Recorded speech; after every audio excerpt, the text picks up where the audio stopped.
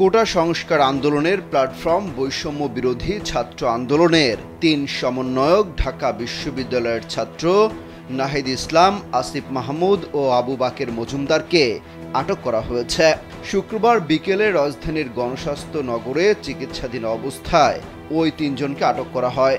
এ বিষয়ে রাত ১১টার দিকে ঢাকা মহানগর পুলিশের অতিরিক্ত কমিশনার ও ডিবি প্রধান মোহাম্মদ হারুনুর রশিদ বলেন, নিরাপত্তার স্বার্থে তাদেরকে ডিবি কার্যালয়ে আনা হয়েছে।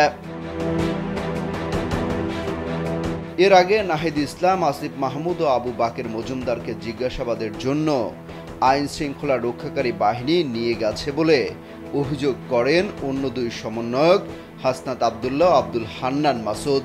শুক্রবার বিকেলে রাজধানীর গণস্বাস্থ্য নগর হাসপাতাল থেকে চিকিৎসাধীন অবস্থায় ওই ৩ জনকে তুলে নেওয়া হয় বলে অভিযোগ করেন তারা।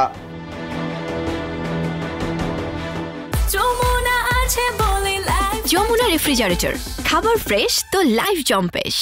সমন্বয়ক হাসনাত আবদুল্লাহ কালবেলাকে বলেন, বিকেল ৪টার দিকে আইন শৃঙ্খলা বাহিনী পরিচয়ে ৩ জনকে রাজধানীর গণস্বাস্থ্য নগর হাসপাতাল থেকে নিয়ে যাওয়া হয়।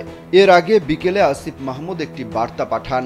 এতে তিনি বলেন, গণস্বাস্থ্য হাসপাতালে ভর্তি অবস্থায় তাকে, নাহিদ আর বাকেরকে গৃহবন্দী করেছে আইন শৃঙ্খলা বাহিনী পরিচয় দেওয়া ব্যক্তিরা। ওয়ার্ডের সামনে হাসপাতালে অবস্থান নিয়েছে তারা। সব ধরনের যোগাযোগ বন্ধ রাখা হয়েছে। চিকিৎসা নিতে এসেও বিড়ম্বনার শিকার হতে হচ্ছে বলেও অভিযোগ করেন। এর আগে আব্দুল হান্নান মাসুদ জানান, বৈষম্য বিরোধী ছাত্র আন্দোলনের পক্ষ থেকে সমন্বয়ক টিমের একটি প্রতিনিধি দল উত্তরা বাংলাদেশ মেডিকেল থেকে শুক্রবার ৪টা ৫০ বিভিন্ন হাসপাতালে আহত শিক্ষার্থীদের দেখার জন্য পরিদর্শন করার কথা জানান। এরপর সর্বশেষ সোহরাওয়ার্দী মেডিকেল কলেজ হাসপাতাল পরিদর্শন শেষে তারা পরবর্তী কর্মসূচি নিয়ে সংবাদ সম্মেলন করবেন। তবে সন্ধ্যা ৭:৩০টার দিকে তিনি বলেন, তাদের সংবাদ সম্মেলন করতে না দেওয়ার চেষ্টা হচ্ছে। কোটা সংস্কার আন্দোলন ঘিরে ইন্টারনেট চালু, কারফিউ তুলে নেওয়া সহ সরকারকে ৪ দফা দাবিতে ৩ দিন আগে ২ দফায় ৪৮ ঘন্টার আলটিমেটাম বেঁধে দিয়েছিলেন আন্দোলনকারীরা।